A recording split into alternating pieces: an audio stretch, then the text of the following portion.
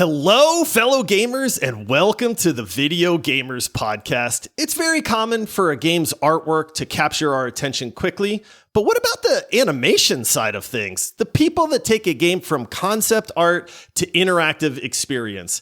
Is animation as time-consuming as we think? What sets good animation apart from bad animation? Well, today we're going to find out as we dive into the world of art and animation in gaming. But first, some introductions are in order. I am your host, Josh, and joining me, a lot of you see him in 2D, but if he turns sideways, believe me, the 3D side of his face comes out. It's right. That's how many, I can't stop. I am self-described with this big old nose of mine, but that's 2 in a row you put me on blast on the episodes, man. I can do that because as a fellow big-nosed person, man, yeah. Oh, look at that. Yes, we're on. Oh, I can smell colors. That's all. Oh, man. And joining us, the man with more talent in his little finger than Ryan and I combined is Sykosan. Hey, nice to be here. Great to see you guys. Man, it is awesome. It is awesome to have you, Sykosan. Thank you so much for joining us, man. It's always a pleasure. I always love talking about animation and video games as well. So yeah, looking forward to it. This is great. So, Sykosan, I'm just going to start off with the fact that you have already made an impression on this podcast with some of your art. So the rest of this episode is going to be very easy. For those that aren't aware, you did actually draw our kind of mascots that we have for this podcast now, which was really awesome to see kind of go from just a concept of, hey, let's have 3 little guys that kind of represent us, to your just kind of drawing of them in a, without any color or anything, and say, hey, how does this look? And we were all kind of blown away. And then to see the progress of you coloring them and designing them and kind of arranging them and all that has been awesome. So I know a lot of our listeners are already familiar with some work that you have done and the talent that you have in that regard. But for people that don't know, you have also done a good bit of animation work in gaming, and not only in gaming, but a Katy Perry video that we will talk about a little bit later as well. Cool. And so we are really excited to have you join us and really kind of give us some insight into art and animation and how that ties into gaming and just the world as a whole as well. So, I hope I can inspire some people in the way. That'd be cool. Animation is a great world, and it's just like video games. It's full of similar things, it's very, very close. So, yeah. It's neat because it's like, I think as gamers, and I kind of touched on that where it's like we see, a new game come out and we go, oh man, the art style in this game is beautiful. Mm-hmm. Like we just talked to some of the developers for a game called Tales of Iron 2. It's an indie game. Really, really neat, unique kind of art style there. And it's one of those things where everybody goes like, oh man, the art in this game is awesome. But as gamers, like we don't ever talk about animation. Like without animation, we don't have video games, but it's one of those things where I think it's kind of a blind spot for us. So that's one reason we're really excited to have you on the show and kind of just get a look into some of that stuff because, I think it's something that we don't necessarily put enough emphasis on. And we're dying to know a little bit more about it. So, and so we have, that's one of those things that we have been doing. We've been talking to different people in the industry. We've chatted with some voice actors. We've chatted with some game developers, some designers. Cool. Now we're talking with you, obviously, to kind of get a look at that side of things, which is really exciting for us. But we always like to kind of start off because we are a gaming podcast and we like to just say, hey, let's chat games for a little bit so people can kind of get to know you a little bit more as well. Cool. And so we always reach out and we always say, hey, what are some of your favorite games that you've played, in the past or, some gaming memories and stuff like that. And so you mentioned a love of some old school games. And you mentioned some of these like Street Fighter. Yeah, of course. If you know my work, you'll know I'll just keep drawing these characters even today. And I'm still definitely more influenced by the original Street Fighters than the latest ones. Yeah. Yes, I was a huge fan of Street Fighter 2. I've told the story many a day of spending way too much time in the arcades and pumping quarters into those things and stuff like that. You also mentioned Bubble Bobble, Prince of Persia, and Monkey Island. I mean, these are some all-timer games. Yeah, man. yeah. Gosh, it's a long time ago. I forget even what the story was in some of these games. But yeah, they just stayed with me. The designs, the style. I think I was very much influenced by the looks. That's what the first thing that would attract me to a game. It was the looks, and these games looked really good. They looked amazing at the time, and still today they do. Like, I hope we'll talk about that too. They still, so some of them still stand on their own 2 feet despite the new technologies and everything. That's something that's so cool and unique too with and it shows how important a good art style is to a game is when something can hold up 30 plus years later. You know, it shows how impactful that is, and then also like the influence it has on people. I know we were talking before and you had mentioned, you know, some of these games did influence your art and your design styles and how you kind of look at the way you draw characters and animate now. But yeah, it's so cool to see what it can do to people. I've got memories when I was a child and going to the arcades, right? That's what we used to do to get the best games, I suppose. Oh yeah. And I would just I didn't have enough money to play for hours. I just had a little bit of money, and I would play a couple of games and whatnot, and then just stand around for hours or as long as I could, just looking at other players, or just looking at the opening sequences that I've got in the arcades. And I would look at just observe the characters and how they move and their attacks or whatever, because usually it's fighting games most of the time. Yeah. But we talked about Bubble Bubble, for example. It had a really cute style, and the design of the monsters, just a few pixels wide, they were still very clever and very expressive. So yeah, it was fascinating for my childhood eyes. You know, I was absolutely mesmerized by those. So yeah, I remember just now about these IREM games. I think don't know if I say that right. It's IREM. They made these ninja games, and I think IREM Corp was the one that did R-Type. I think I forget that too. But R-Type was R-Type's a throwback, man. Yeah. Oh gosh, he was so good, so good. Yeah, I was a massive fan of that. I don't know about you guys, but I have these songs in my head sometimes from video game times that just keep coming back. And on my playlist, I've got some games tunes just because I enjoy listening to them again. Yeah, it just marks you for life, I suppose. That's what it is. It really does. It's funny because I remember begging my parents for a Sound Blaster card, because way back in the day, you didn't have music in games. Right. You only had your little PC speaker, and it could only make little bleeps and bloops, and that was it. Right. And I remember the Sierra games started coming out, and they had music in them, but you couldn't play the music unless you had an actual sound card for that. And people don't know how far we've come, man. Not to sound like the old man, but it's like we have come a very long way. Look, we're lucky. We're lucky we've seen it all coming to life. We've seen it. We've lived it through it. You know, there's only one time in history when video games came to be, and we were there. So that's fantastic. We're right in it, baby. Heck yeah. It's true. I know. I love it. I got to say, I love that Prince of Persia is one of the games that you mentioned, because I remember Prince of Persia coming out and thinking the animation in that game was second to none. Nobody had done this leaping and grabbing a ledge and then climbing up on the ledge. Like, that was unheard of. So that was the thing with Prince of Persia. Yeah. It wasn't necessarily the game. It was like, look how this guy is moving. Absolutely. I think the technique they used was a technique called rotoscoping, which is, you could say, a little bit cheating, but honestly, even Disney used these techniques and they're perfectly fine. The idea is that you use an actual footage of a real person to as a base for your animation. Doesn't mean that you copy everything, because you have to reinvent the design, you have to simplify it, you have to add the style to things, and all the effects. There's plenty of work to be done, but it gives you a solid base. And I think they had two things. They had these good modeled footage, and they had more frames. You needed to have the technology to have more frames for your little pixel art, you know, and your little how do you call them? Sprites. That's it. Sprites. Yep. I was going to offer that, and then I was like, I'm going to sound really stupid if that's not the right. I haven't used that word in forever.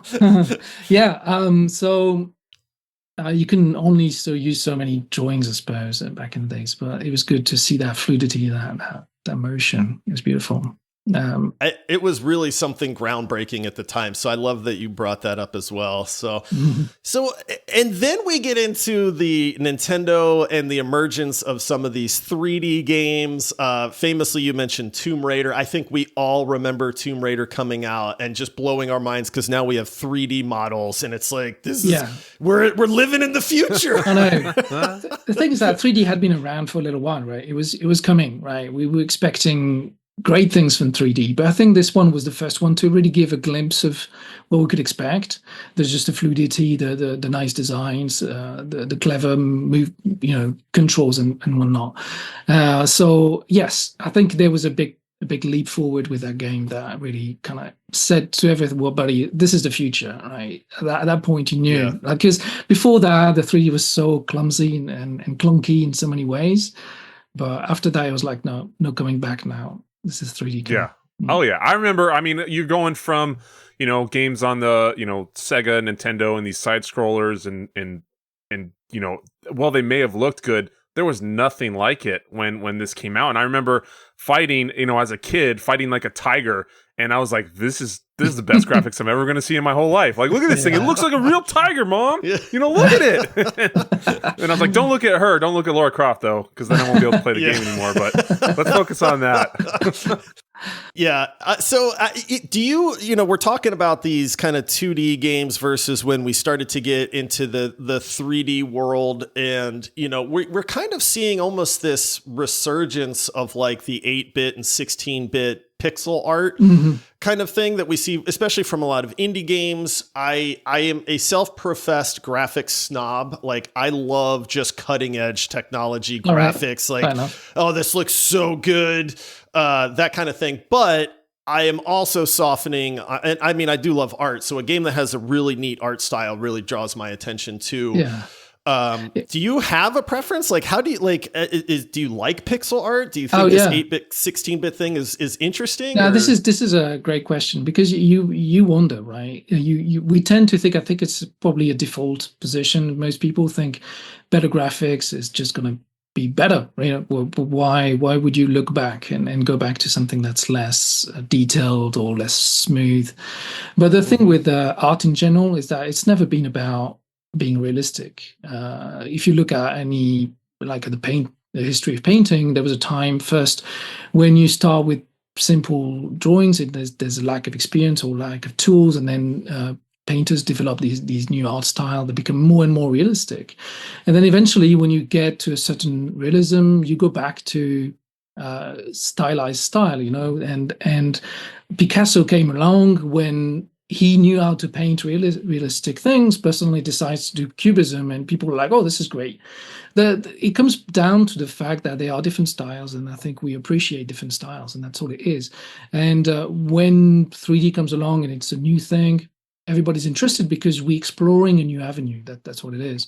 3D is like a new thing with a new look. So we throw ourselves into it. We want to see how far we can push it. And I think 3D has now basically attained its maturity. We have great styles that really are perfectly controlled. It feels like 3D can hardly get any better. It's so good that, it's so hyper-realistic. We can do a fantasy, we can do realism, all that, no problem. Special effects are just mind-blowing. So now we've sort of reached the end of that world. In principle, we know what we can do with it. So we're always curious to find new things. So we go back to other styles. And what's the beauty of a sketch, for example, is that it's simple. Just a little line on a white paper can do something interesting. Why? Because it's stylization of the real world. And everybody, if it's done well, everybody's going to like it. You don't have to go full realism to make something interesting. And I think that's what's happening with pixel art. Pixel art is interesting because it's a simplification, it's a stylization of the world, and it's interesting in itself. As long as it's interesting, it will always be there, I think. It's like, to me, it looks like a painting, because the pixels are big and colorful and bright, and it has this appeal of a beautiful painting when you just brighten up the colors and simplify the drawings. So I think we've done some really, I say we, not me, but artists have done some really neat things with pixel art lately too, where right. I don't know if you're familiar with a game called Dave the Diver, but a very, very popular game that came out a year or two ago, and it's all pixel art. Oh, cool. But they've utilized like pixel art with, I don't even know how to describe it, with like effects and backgrounds to it and stuff like that, to where it's actually gotten really beautiful. Like I love what you're saying about the simplicity of it, but I feel like with people kind of going back to using pixel art and then enhancing it, they've kind of done some really, really neat things with it at the same time, to where even somebody like me, where normally I go like, yeah, it's not my thing. Like I can look at that and go like, okay, like this looks really neat, man. Yeah. Like they're doing some really cool stuff with this absolutely, now too. absolutely. So. Well, there's other things than just the details. There's like, for example, the atmosphere of a game, the colors, the mood. You can create with simple shapes. You can put an atmosphere into your game, and that in itself can be appealing. So and what you see with 3D a lot is that this is a bit harder to control. Let's say an artist is painting something just directly, putting colors on the screen. They have a full control of what it looks like. They can decide at any moment, I want to have particles there, I want to have a reddish hue over here, and then it can create that mood exactly the way they imagine it. If you do 3D, you have to go through the rules of 3D, which is completely different. You have to put a light in there. You have to use the sort of recreation of real life effects to get the result. And you change a light bulb somewhere, and that changes the mood of the whole scene. It's really hard to combine things in a way that you get exactly what you imagine. And that makes it harder for 3D artists to create very specific looks. And that's why they've been challenged to do 2D. You know, it's funny how 3Ds try to do 2D look for so long. They have these cell shading styles, these lines outside of 3D. They're desperate to recreate that crazy control that 2D has. And 2D will always have that freedom that they can draw exactly what they want at any moment. And 3D doesn't have that freedom. So that's an advantage of traditional medium, right, over 3D.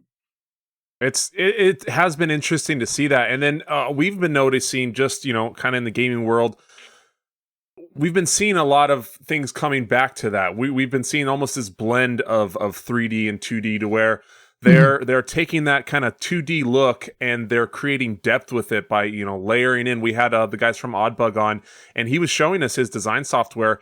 And it was so interesting to see how they can stack this stuff up to make something that is 2D but so unique, and like I said, have that depth to it. It's just been, there's all these games that they're doing it with now, and we're seeing it more and more. Is that also like something that you kind of like, that approach and the way they're able to make those 2Ds even more unique? Yeah, no, absolutely. I'm with you. And I think this is why 2D will never die, to be fair, because it's a source of inspiration even for 3D. Like 2D guys will explore new avenues, and the 3D people will be like, yeah, I find that interesting. I'm going to bring that into. But I think, funny enough, I did a lot of 3D myself, actually. I started in 3D. Before I did 2D. So I studied architecture, and I was using a 3D package back in the days. And then when I graduated, it's only after that I started looking into animation. But I was essentially a 3D guy at first. And I learned a lot from 3D. There's a way to approach lighting, to approach colors, and also comping the colors to make things look a certain way. And I sort of transferred some of that understanding to the way I paint. So when I draw characters, I kind of separate layers in a way that 3D does it. And so sometimes I have students, and they ask me about my approach to drawing. And there's some very different approach. You could have like the sort of traditional painter approach, where you just pick the exact color that you want and you go with that. But my approach, for example, is a more layered and constructed approach, where you have a base color, and then you got some light on top and some shading, and then you add some effects you layer things on top. So that sort of layered approach is very much akin to 3D approach, and one is feeding the other, right? There's a back and forth between 3D and 2D, and it's a good thing.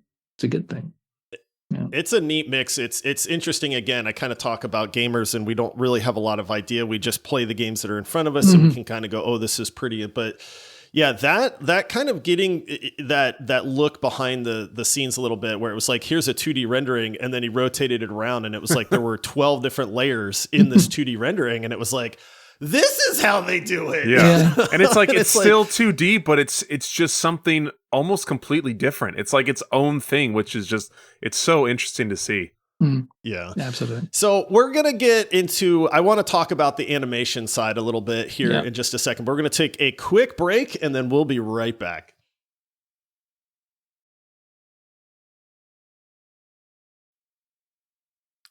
All right, we are back chatting with Sykosan. Man, oh, this is awesome. I love these glimpses into the talent that is, that just exists out there, and how that relates to gaming, and just the skills, man, that people have that go into these things. Yeah, I think people would love to know a bit more about what the people who do those games, right, and how they do it. But we'll get to this, I'm sure. Yeah, absolutely. And this is why we've been trying to talk to various people like that work in gaming, and try to get a glimpse at like, what is this like behind the scenes? What goes into these games that we get to play and experience and things like that. So let's talk about animation, because again, I think this is a really big blind spot for a lot of people.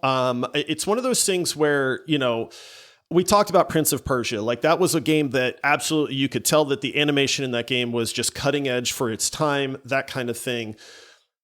But and again, this, we're kind of dumb here. We like to ask the questions that, gamers' brains come up with. But I, at least in my brain, like, to me, art and animation kind of go hand in hand. Like, they are, I don't want to say one and the same, but like, if you are an animator, are you also an artist, or are they sometimes exclusive, where it's like an artist might like create something and say, hey, here's this character, this drawing. And then an animator who may not have an artistic bone in his body can take that and say, oh, okay, cool. Let me turn this into something that moves. Yeah. So are they separate? Are they together a lot of times? They can be separate, but I would say definitely an animator is also an artist. You have to look at animators, I think, a little bit more like actors in movies, right? You would say of an actor that they are artists, right? They don't paint, they don't make music, they act. That's what they do, and that's what animators do. That's how often I describe it to people as an animator. I'm like the actor on the set, except that instead of acting things live, it just takes hours and hours of drawing frames after frames to get the same result. But we kind of act things out. For example, when I have a shot to do, I just get off my chair, and then maybe I'll film myself, and I'll try to act out the scene to see how it is. So I become the actor, and then I try to translate that into drawings. So yeah, it's very much an art. Now, however, you don't need to draw necessarily, particularly since 3D. In fact, well, if you're doing 2D animation, you need to know how to draw, obviously. But if you're a 3D animator, you in the ideal scenario, you're given a character that's entirely set up, rigged. And in video games, it's the same. You have to do these animations, and the character could be prepared for animation. And when you come in, you have a sort of setup of tools to move the face, to move the arms and legs. And that's when you come in and make everything move. And you don't need to draw at all. You may never have used a pencil before and still be a great animator. But often it's understood that the principles of 2D animation that we've developed through the years early are simply translated into 3D, and they learn the same lessons. They learn the same approach. The keyframe approach to animation is 12 principles of animation that are used in the US particularly. I'm French, so in France we don't really talk about the 12 principles. It's a slightly different culture to animation, but we have a lot of animation schools here, and tons of animators around the world, because they tend to travel a lot. I'm in London. I live in London, so I'm one of those French people who just exported themselves to somewhere else. That's awesome. So now, like, I love this stuff. I find it so interesting. So you mentioned, you'll get up and you'll record yourself doing some movements for a scene, and you become the actor to help you animate that. Does that kind of go in line with does this really take as long as we all think it takes? Are you really putting in that much time? Is it that time labor kind of that takes it just over and over so many hours? You mentioned 1 million hours. Like, is it really that involved? Yeah, I mean, like if I want to do good animation, if you're talking about a scene where a lot is happening, it's not just a mouth moving. It will take me about a month to do about 10 seconds of animation. Oh my goodness! Yes. Whoa! And I'm not exaggerating. A month for 10 seconds? Yes. That's one of the things that a lot of people don't understand. Actually, it's funny. Just the average viewer will associate animation with children often. And they tend to think that all these TV programs for children must be cheap. And it's everything but cheap. In fact, the industry is huge for children TV content. And the teams and the studios that work on every episode that your children may watch on TV, they cost an awful lot of money because they take a lot of hands and a lot of people working on them, particularly 2D animation, but 3D animation too. The thing is that it's funny how, because of 3D, you'd think, oh, you could save some time. Yes, it might take less time to animate one shot, but you still need to build the 3D environments, build the 3D object. And all of this is also extremely time consuming. So they found other ways to spend the money and their time so that the budget is entirely spent at the end of it. But yeah, 2D is extremely expensive. Think about, if you love a Disney movie, traditional, I don't know, pick The Lion King, for example. Go on Wikipedia. I was going to say Lion King. Yes. Go on Wikipedia and look how much it costs. And essentially, usually it's about $1 million per minute film. That's the budget. Oh, my goodness. Oh, my goodness. Yes, it is. Oh, my goodness, man. That is, geez, that's wild. So is it safe to say that you need an awful lot of patience to be an animator? Yeah, a feature film would take something like 200 people working for 5 years straight to put out a movie that's an hour and a half. Oh my goodness, man! Wow. I never ever would have thought. We always thought it was involved and it was very time consuming, but some of those numbers just are mind-boggling. But I guess when you're going to do it and you have to do it right, and I know a lot of times, artists are very particular about their art and they want it to be a certain way. So I'm sure that lengthens the process. But man, those numbers are just it's funny because I think this is maybe one of those times when we're actually right in our thinking. Mm-hmm. My kids, both my kids love digital art. They draw on Procreate on their iPads, and mm-hmm. I'm pretty proud. They're pretty good, man. So proud dad moment there too. But one of my daughters kind of started to get into animating, and I think it's the program Blender, if I remember right, is on Steam and it's free and you can play mm-hmm. around with that. And I remember her. She really started to try to dive into some animating stuff. Cool.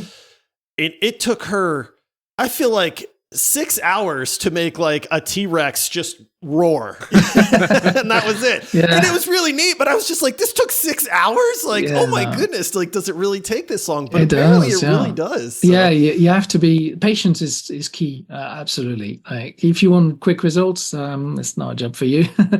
But I think we take an enormous amount of satisfaction in bringing to life a drawing.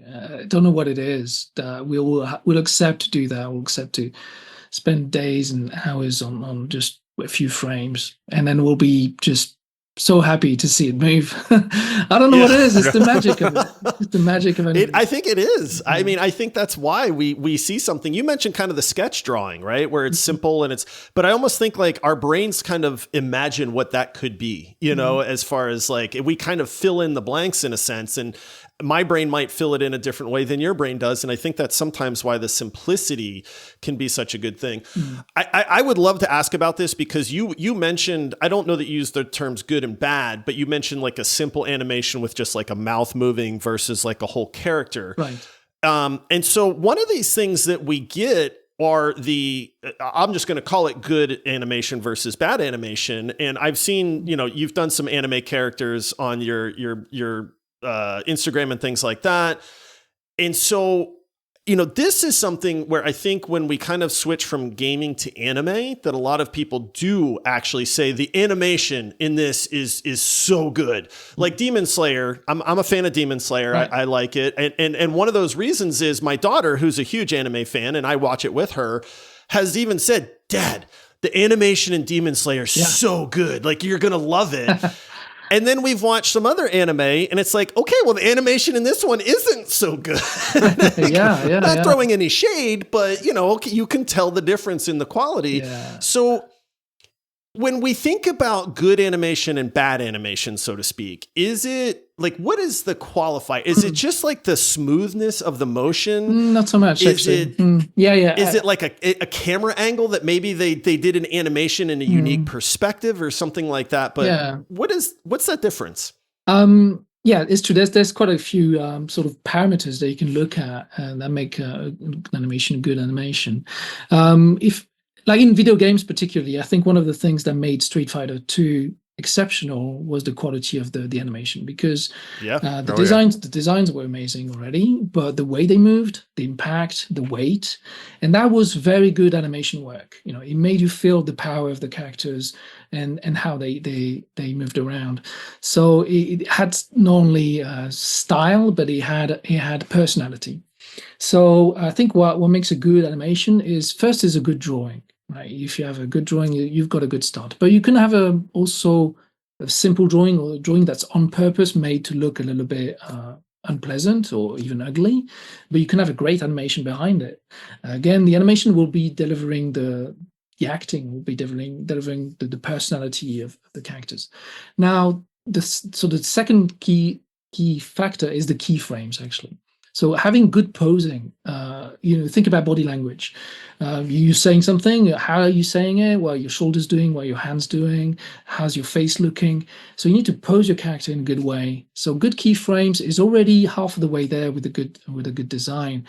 So you could have on the process of making the animation, you start by those keyframes or some rough thumbnails, as we call them.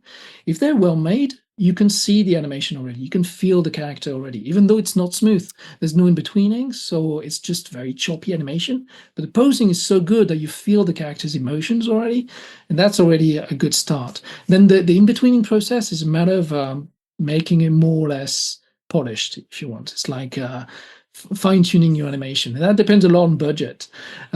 Disney they would have the money. They'd be like, okay, I'm going to animate this 24 frames per second. So for every second, you're going to have 24 drawings. And if you have 10 characters on the screen, that's 10 times 24 drawings. That's the way it is. So if you have the money, okay, but you don't, making TV series for Netflix, maybe you don't have a huge budget, so you're gonna have to pick and choose, and that's what Japanese studios have been good at for all these years. They'll give you some very simple shots to tell the story, and with a minimum amount of animation. And when it becomes important, you'll have an action scene or something emotional happening. Then they bring in the best animators, right? And they'll give them all the money and the time that they need to make those scenes count. And in a video game, you get a little bit of that too. The thing is, it's a bit different because a video game, you have your character moving around, and you're going to see that jump, that run, that slide again and again and again. So you need to nail that. You need to make that look really, really good as much as you can. So there's a lot of attention that is put on these little scenes, more even than maybe on a TV series or something like that. And so you got few animations, but that still takes an awful lot of work. So smoothness is important. It helps sort of giving in that premium look. But I think what's important is good keyframing and good drawing is really the essential thing. Quality. Yeah. That's awesome. Did you, so now with, we had mentioned that you did the Katy Perry video with the animations there. Did you kind of put those kind of things to effect in that one? Is that how you kind of absolutely went it's about true. that? Yeah. We had three months to make 3 minutes essentially, which is horribly short. And so I kind of kept the animation like as simple as possible for most of the shots. And right from the beginning, there are some shots that are a bit more interesting. There's a dragon in there. There's a dancing scene.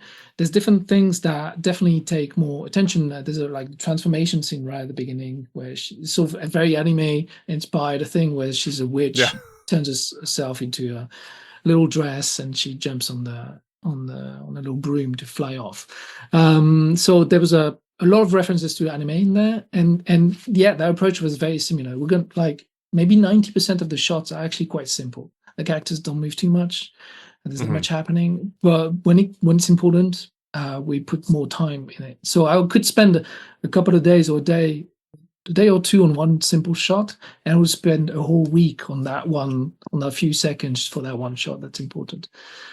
Yeah. So since we're talking about the Katy Perry video, because I'm very curious about this, and I think a lot of our listeners would be as well, when you get, hired to do that, so to speak, and somebody famous says, hey, I want you to animate one of my music videos. Right. Number one, I have to assume that's like this is super cool moment. Yeah. Oh yeah. For you, number one. Yeah. And then how does that work? I mean, do they have are you going back and forth and saying, here's my idea, what do you think? Mm-hmm. Is there feedback? Because I know my wife is an artist, and I know sometimes criticism as an artist is very hard to take for people, because it's this is how I express myself. And when somebody criticizes my work, yeah, absolutely, that can be tough. Yeah, you have to accept that. It's important to understand that you're working for a client at the end of the day, if that's what you're doing, and you need to listen to them and give them what they're looking for. So this back and forth is always there normally, and it can be quite a lot of back and forth before things really start being produced. This the design phase, if you want. In the Katy Perry scenario, it was quite different. In fact, it was a very interesting and unique moment in time. It was right at the beginning of the pandemic that happened, and so essentially, for the music industry, from one day to the next, they couldn't put people together to do a typical music video where people are dancing. That was not happening anymore. So a lot of studios turned to animation, and that's the cool thing. They were like, "Oh, we're going to use animators. They can work from home. They can do some really cool animated music videos," which was great. It just kind of was amazing for the animation world. So a lot of artists decided to do that, and that year it's not just that. Katy Perry was pregnant, and she wanted to release a new album and give birth on the same day. All right, that's crazy. And she did. Yeah. So she planned it all. That was crazy, right? She did manage to make one of the music videos for a new album early in the year. She was heavily pregnant. I don't know if you've seen the video. She made a music video heavily pregnant, and then for the rest of the videos, she had time for another video where she played into, and everything else was going to be animated. So they made one 3D animation, in which they put a lot of money in, definitely a bigger team, where they went for a big studio and they splashed out. And then they still had 10 other videos to make or something. They're like, how are we going to do this?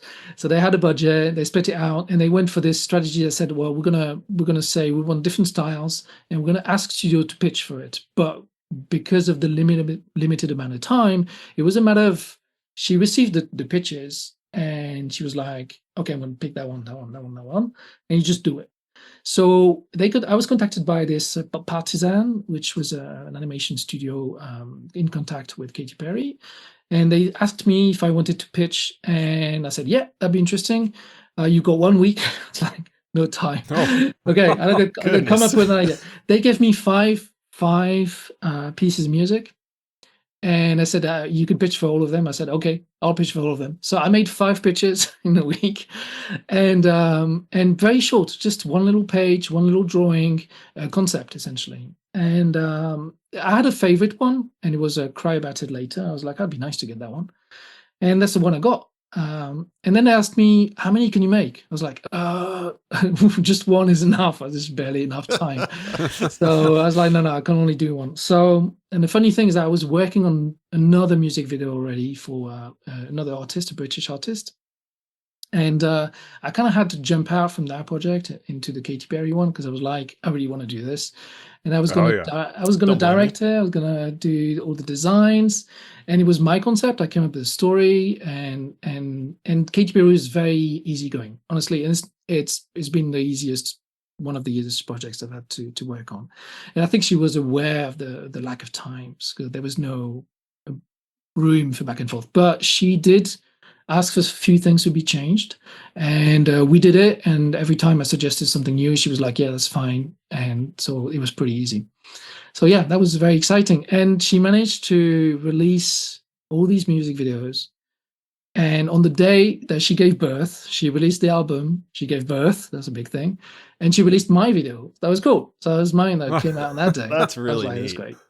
Yeah. That is wild. Those are those things, the behind the scenes that you don't know about, man. That's that's such a cool thing. So I'm still stuck. I want to go back a little teeny bit to where you were talking about, 10 characters on there by 24 frames a second, with how many drawings that actually entails, with as technology advances, and we're seeing kind of the advancement of motion capture and how far it's come. They're doing everything from people to animals, everything's getting motion captured now. True. Which I love watching, but does it lose some of that artistic feel for you? And like what are your thoughts on the kind of the whole motion capture part of it? I'm okay as long as what you're looking for is some realism. I think that's the objective. By recording reality, you get that extra realism.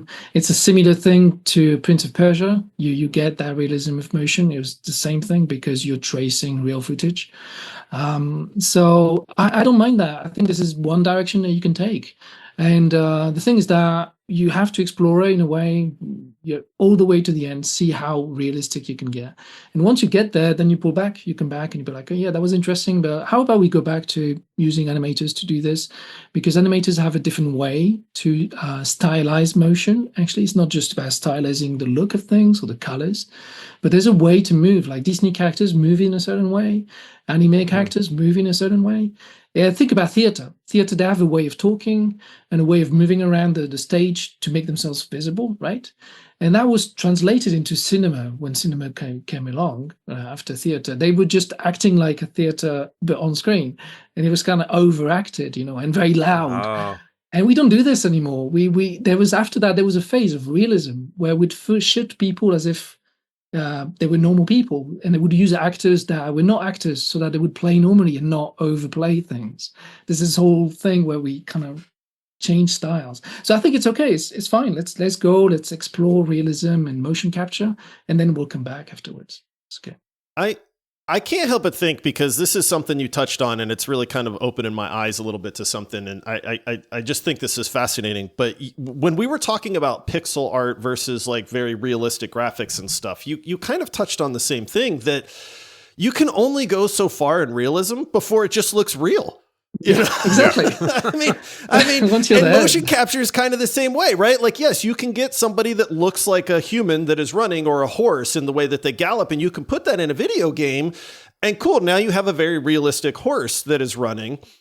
But there's only so much. Like, realism is going to cap out at it's real. It's perfect. And okay. I love that you kind of brought this up, where, we can go that direction, but it's capped. But when you aren't going for realism, and you are going for artistic, and you are going for these different animation styles and flares and things like that, this is where you get to have these really unique expressions in a game, or art styles that stand out to people, or even the way things move in a game, to say, hey, this is, yes, it's not realistic, but look what we can do with it, And I don't think that's something that a lot of people think about.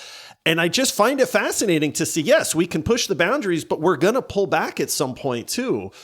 That's right. We want to go back to style. I think about Batman, the anime series or the animated. Yeah. It's certainly not about being realistic. It's those sharp angles, those bold moves, those bold colors in contrast. There's appeal in that. So we don't want to lose that. Nobody wants to lose this. So if you don't have it, then eventually you'll go back to that as well. Like, yeah, I want to go see that look again. There's all these different things. They come and go with fashion, right? And then fashion comes back as well. Same in animation, it comes back. So pixel art, I'm sure will always come back. Bell bottoms and big jeans are back again, right?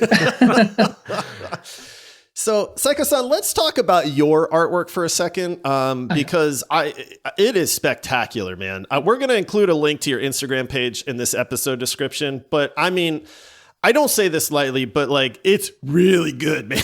Obviously you've made this your career, you've made this your passion. Yeah. You're here on, our show talking about it, but I love the style that you have. I love just the things that you create. But one of these things that I struggle with is do you trying to get into the mind of an artist, so to speak, like do you see things like in your brain and then you're able to just kind of put them on paper? My wife, for instance, she's a good artist, but she has to have a reference, right? She's not like creative. She can't just come up with something on her own. But if you show her something, she can absolutely take that and then kind of make it her own and change it up and go, cool, this gave me a good reference point. Yeah. So how does it work for you? Like, how do you create something from nothing as an artist? It's a very good question. Actually, it's a very topical question at this time, because I don't know if you've heard about aphantasia. I think it's called aphantasia. I've heard of that. Yep. Yeah, it's essentially been discovered about 3 years ago. I know exactly what this is, and it's fascinating. Yeah, it's basically people. We've discovered that some people cannot picture things in their minds. They can't just form a picture in their mind, and that seems incredible because most people do. If I ask you to picture a beach, and you say, try to relax, imagine that you're on a beach side or something, and these people were never able to do that. But when they heard people say this, they thought it was a metaphor. It was not. Right. They didn't actually really ask you to do this. It was just a way of speaking. But it's been discovered that there's a spectrum essentially on how good you can be at just picturing things in your mind. And I don't know if it's something that you're born with or if it's something that you can train. I really don't know, to be fair. I don't think there's enough data for that. But to answer your question, I can usually visualize what I want to draw before I draw it. Now, it's not perfect. It's not in every detail, but I got a pretty good idea where it's supposed to be. So I play in my mind. I sort of move things around. I can construct different illustrations, drawings, and until I find something that I like. So different versions will go through my mind before I committed to drawing. Some other artists I know will have a different approach. They'll have to draw all these poses, and they'll fill up pages of different things until it looks right. Now, I don't use many references either, but I think that comes with a lot of practice. I've been drawing and observing a lot through my life, so I can dive into this and use those references that I've acquired to draw confidently without necessarily use a reference. But I will occasionally be like, stumble upon a position or something that I just not comfortable with. For example, I don't draw many animals. So if I had to draw a lion today, I was like, okay, what's a lion's paw like exactly? I had an idea, but I was like, okay, let's double check. And I went and found some references, and then I'll work with that. So yeah, I still use references now and then for sure. I love it, man. That's just a neat glimpse into people. Like I can legit, and this aphantasia thing I thought was fascinating when people started figuring it out. And somebody asked, like, close your eyes and imagine an apple. And it was like, cool, I totally see this red apple. I can spin it around in my head and all that. And then one of a very good friend of ours was like, what do you mean you see an apple? And I was like, yeah. Close your eyes and see it. And he was like, no, I get like the idea of an apple, but I can't actually picture the apple. And we were like, what are you talking about, man? And then come to find out, there's a lot of people like that. And that also too just shows how the variations just in life and in art are too, because you said a red apple, I pictured a green apple. Yeah, right. And that shows how just different everyone's perspective is and how they are and how they look at art in the world and stuff. But so you had mentioned about university and stuff back then. For did you go to school for animation? Like, where did you get started? When did you kind of realize you wanted to do this and this is going to be a career and you wanted to pursue it? Like, what was that kind of process like? Yeah, it's funny. I often come back to, like, it started when I had a little conversation with my mom when I was a kid. And I was saying to my mom, Mom, why are you watching anime? Why are you watching cartoons? They're great. And then she told me something like, when you grow up, you'll stop watching cartoons. And I was like, no, why? We just call it anime now. Yeah, exactly. Like, why would I ever stop loving animation? Anyway, that stayed with me. And but I never thought I could actually be an animator. It's something that in my family, there aren't many artists. To be fair, I was the first one to explore that sort of avenue. So I went to architecture because I was also a little bit of a science geek guy, and then it was a bit both together, and I did a bit of maths and physics. But architecture, I decided that by the end of it, I was like, this was fun, but I don't want to have a career in architecture. It's just not for me. So during the last year of my studies, I kind of spent a bit of time making a short film with a friend, having no idea where that was going, but for fun. And we mixed 3D and 2D. So we had 3D backgrounds, 3D spacecrafts, and 2D character in it. Mixing techniques already. It was a lot of fun.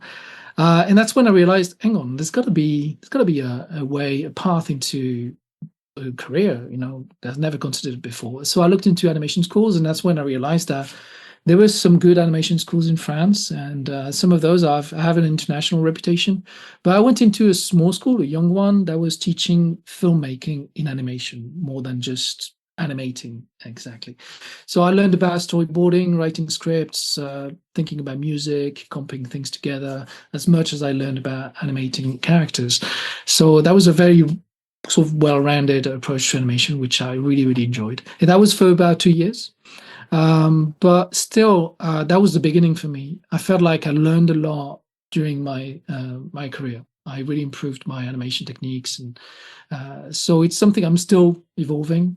And I'm teaching today a lot, but I feel like it's interesting thing to go on the teaching side because you have to theorize things a little bit. You have to explain to other people how to do it.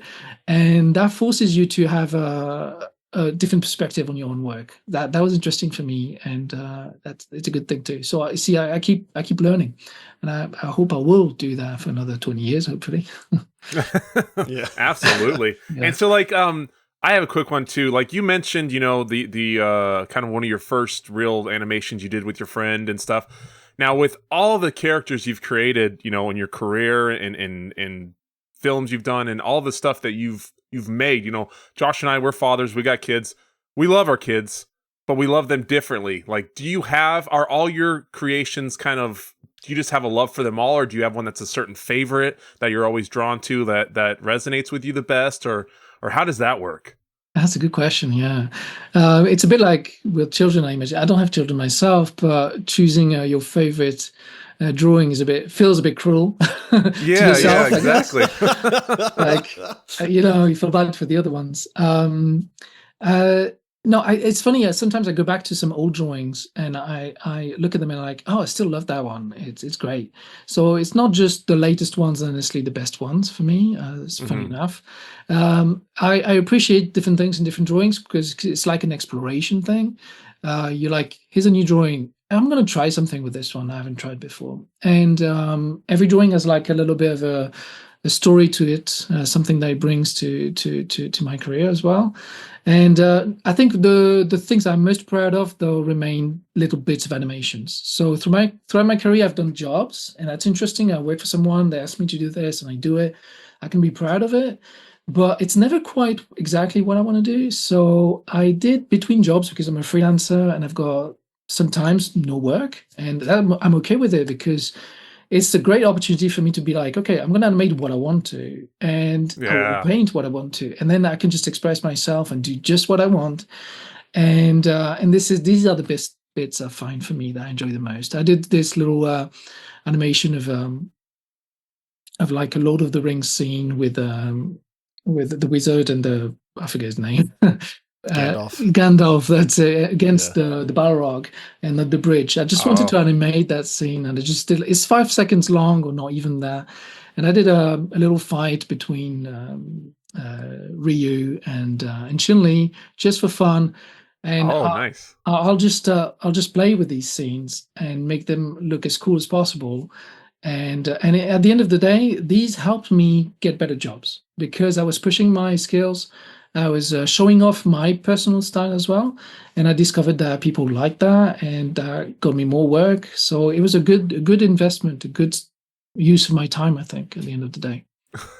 How awesome, Josh! Like, could you imagine? Like, I can't even fathom just being a little bored, and I'm like, I'm just gonna animate, Gandalf and Balrog fighting. Dude, my brain is totally. I'm already thinking of these like epic fights that I would make people have. Like, oh my goodness, man! I can think of some songs where it's like, dude, this to like a fight scene would be incredible. Right? I know, right? Oh man. So listen, we're starting to run out of time here, but we did promise this topic early on, and honestly, I think it's a fantastic topic. I know that there are a lot of strong opinions on the use of AI art, and kind of the emergence of AI and how that affects artists specifically. I mean, I think it ties into art primarily, in the sense that people that have these very strong opinions of it, I think it's tied to art, because people that say, hey, AI use of art is very wrong because it is taking samples of people's artwork and it is plagiarizing those, it is, stealing that art, and then it's kind of compiling it together. I think people that are for it are just going, it's a really easy way for me to get something that I wouldn't pay somebody for to commission or something like that, because it's a simple use of something. So, being that this is a very intimate topic for you as an artist and an animator, what are your thoughts on the use of like AI art? Yeah, no, it's true. It's a very hot topic at the moment, and it will be for a while, I think.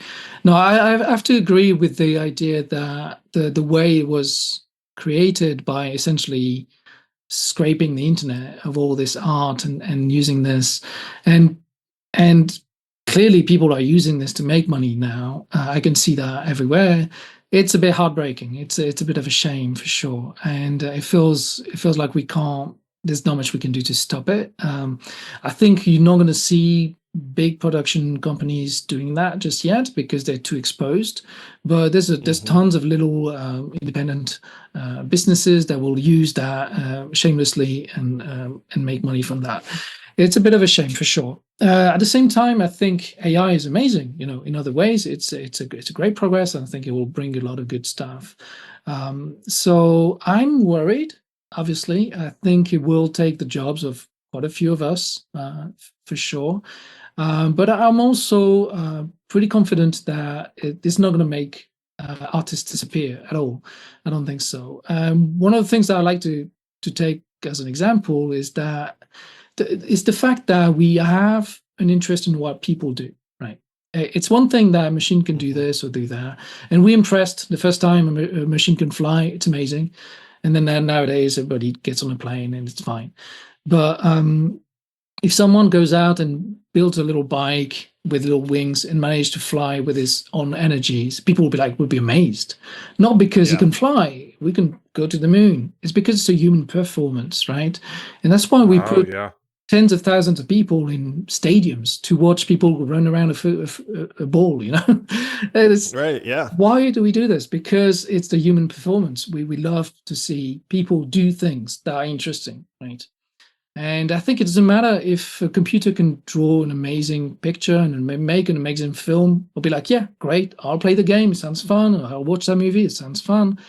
But when a guy comes along and does something beautiful, you'll still be like, wow, this is amazing. You'll still be able to measure that it's a great achievement, that an artist can do this or paint that. So I think we'll keep an interest for what human-made things are,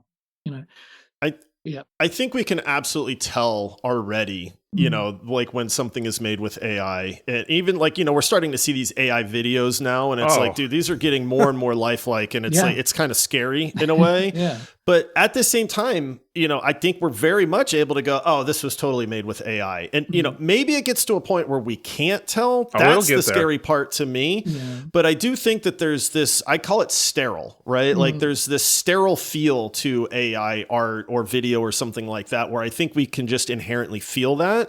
And we know that like creativity or like passion is just missing, and I think people can sense that a lot. Yeah, I agree. It feels a bit soulless, right? When you exactly. Soulless is a really great term, and I think we pick up on that easily too. Oh, absolutely. I was going to tell a quick story too about with AI and the creation of art, because my son, he's 8 now, but when he was a lot younger, we watched the animated movie Cars a ton, and they have Tomater. And then Star Wars, big Star Wars fans, so we had Darth Vader, and so my son always called him Mater, like Darth Mater. And so I had Josh create me an AI real quick art thing of a Darth Mater. It looked like Mater with, as Darth Vader. Awesome. And it was awesome. And it was something that we could do on the spot, but there wasn't that kind of almost story or history behind an artist creating it. It was cool to see. It was something we laughed at, but there wasn't anything that you resonated with.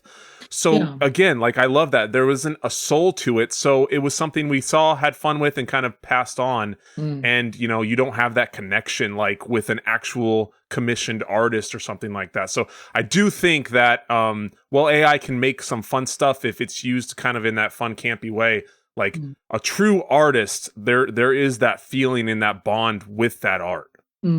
Yeah, I agree. But at the same time, I feel like it's with time, AI will get better at doing things like this, and it's also about who prompts the AI to do something.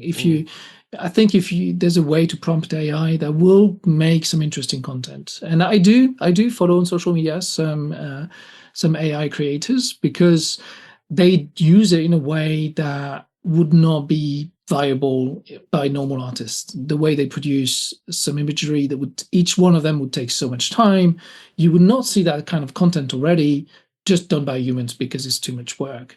And that, in a way, if they do it in an interesting way, you get something interesting out of it, right? And that's cool. So I think it's about who does it and how they direct the AI to do something interesting. So I think it's okay. AI can produce something interesting as long as there's a direction behind it. And also, it has a lot of, like you said, you know, with your child, you can go out and create something. So, for example, I had a friend who had this card game project, and he can't draw, and he wanted to sell this card game project to publishers, and used AI to generate different card looks and styles for his card project. And yeah, it's great. You get sort of a preview of what it could be, and that's very, very handy to be able to do that. With the project, that if the project gets made, then you hire an artist to create the final visuals. I think that kind of use is fine. In animation as well, you'll see clients coming with a pitch. Usually they'll be like, saying, I want something a bit like this, and they might have a reference or something. And nowadays they come in and like they've already generated graphics, and like, I want it to look like this, and they give you this AI reference. Feels a little bit insulting. You're like, come on, what are you doing? And it's kind of weird because they come up with this very sort of amazingly crafted thing in a way, and you're like, I can't animate this, and this is beyond human. Like, it was certainly not in your budget that you want to use. Right. So how many years do you have? Yeah, exactly. So there's some funny situations like this, but I can see the use of it nonetheless. I think it's getting more and more used, and it can be good. But I do worry that it will shrink the industry at some point, and then people will be able to do art, but may not be so many people that can make a living out of it. I don't know. It will be different. So this is a good question, and I know we're almost running out of time here. So do you think, like, with the use of AI, I know that there's a big backlash, especially with artists. Like, my family, my kids and my wife refuse to even look at it. Like, because they are artists, and they are like, dude, I don't want to look at this. I don't think people should be using it, because they're like, because it's taking away from like our talent, like this is a talent that we have, and they're very, very against it. But at the same time, I think that there's also this, it's not going away, like humans are going to keep using this. Yeah. We're going to keep refining it. So do you think, like, is there a world where, especially for artists and animators, that AI can become a tool, like another brush, so to speak, where it's like, hey, we can accept this, we can figure out ways to use this to help us? Or do you think that's just crossing that line and it's like, no, this needs to stay out of art completely? I think it will be interesting when you have a good interface to work with. So imagine a proper Photoshop kind of application that has really good tools that you can really use to craft something with AI. Right now, it's kind of prompting a bit of text, and then you kind of hope that it will give you something good, right? And when it gives you something, there's not much that you can do to change it, and there's a difficulty to create something that's consistent. So, for example, for me, maybe if I wanted to use it, let's say we're in the future now, and AI is really easy to use, and it can do anything you want. Well, what I would probably do is that I would probably design my own characters, still draw them, and I could use AI to say, hey, can you refine my drawing? Just make it look a bit better.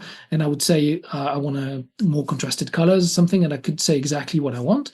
and I could say the AI just do a 3D model of this, and then I could go in there and then draw over it to fix things. I don't like the belt here. I'm just going to do that, and then it kind of integrates this into it, and it would be seamless. And then I would be like, okay, now I'm going to do a little storyboard, but I'm going to make it simple. Do very quickly some thumbnails that give it a good idea of the story, and I could just give that to the AI and kind of generate with my style what I designed and create a story that I want to see.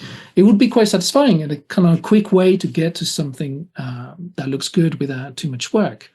And I understand that if everybody can do this, then how do you make money from it? It's another question, but I think a lot of people could create their own content that way as well. That would be interesting, I think. It's hard to imagine everything we could do, but I could see myself use it if I was kind of born with it and still want to draw and still use it at the same time. I think it could be interesting. Yeah. So I mean, this is fascinating stuff, man. And I really appreciate like the look. I mean, this is something that I know, like even in our own gaming community, we've had a lot of discussion on the use of AI art and stuff like that. And I know it's a topic that we don't really get insight into, you know, from people like yourself that do this for a living and have done this and are obviously super, super talented with it as well. We are almost out of time, so we're going to start wrapping things up. But one of the things that we always love to ask is, you know, is there a project? Is there a cause? Is there something that you are working on or that you are passionate about that you want to share with people that we could, you know, help that with? Oh, well, I don't know. This could be a little bit political. I don't know if you want that on your show, but it's because I'm sort of reacting to what's happening on the news. And one of the things I want to do is to encourage artists to speak up a little bit, not necessarily in a controversial way or in an aggressive way, but to sort of take a stand a little bit on what their values are, because I think it would be good if more people were less shy about saying what they want out of the world and out of politics a little bit, so that it could be a bit more common to say, I want people to help each other, for example. I want people to have a bit more sharing the wealth or protecting the planet or these sort of things. So I sort of created this look where people wear a red glove, and it's a I've seen that on your Instagram. You've seen it. It's like a thumbs down thing to protest a little bit against abuses and about bad politics, if you want, and to encourage people to say out loud without being too controversial. So it's trying to find the line so that you don't get too much heat in return or too much backlash. So that's my little project at the moment. I started this a couple of weeks ago, and I'm going to try to encourage people to do this. This is purely a social media sort of challenge that I created. On Instagram, you can create these art challenges, and people kind of get on with it if they find it interesting. It's a way of interacting with your community on social media. Otherwise, I still had this project that I had last year. I had this project called Blue, and it was a project of short film that I tried to launch on Kickstarter. But because, as you know now, animation is expensive, I needed a lot of money to this. And I tried to put the bar high, and I was relatively high, let's say. And I was trying to get to a certain amount of money. And I was like, it's going to fall short. So I kind of stopped the campaign midway. But I did spend like a year to build up to this. But the project is still there. And I'm thinking maybe I will turn this into a comic book or something like this in the future. That would be awesome. Yeah. So is the Kickstarter still functional? Like, could we include a link to the Kickstarter? No, the Kickstarter was actually a year ago. Okay. But it's still up. You can still look at the project if you're interested and check it out, see what it's about. It's a bit about AI. It's about sci-fi. It's about students trying to build an AI, actually, and trying to talk about this topic. So, yeah. This is awesome. All right. Well, we have to check out this a little bit more. And so if you decide to bring this project back into the forefront for you, absolutely let us know, because we would love to help shout that out and kind of get that in front of people as well. And the teasers, I mean, we're going to put all your information in, the description on everything, but the teasers for Blue are all over your YouTube.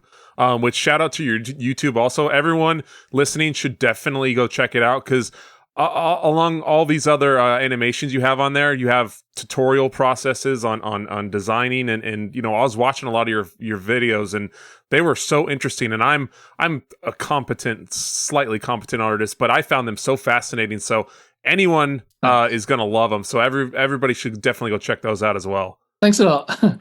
Yeah, man, this has been awesome, man. Cool. I wish we could just keep going, but you know, we got to wrap things up at some point, and we want to be respectful of your time as well. Sykosan, I mean, we cannot thank you enough for just taking time out of your day to hop on with us, to give us a glimpse into the world of animation, art, you know, what the mind of a fantastic artist is like, and to just give us that peek behind the curtain. So, I mean, thank you so much for taking time to just kind of hang out with us, man. No, I had a great time, guys. You're amazing, and I always love talking about animations. So that was great.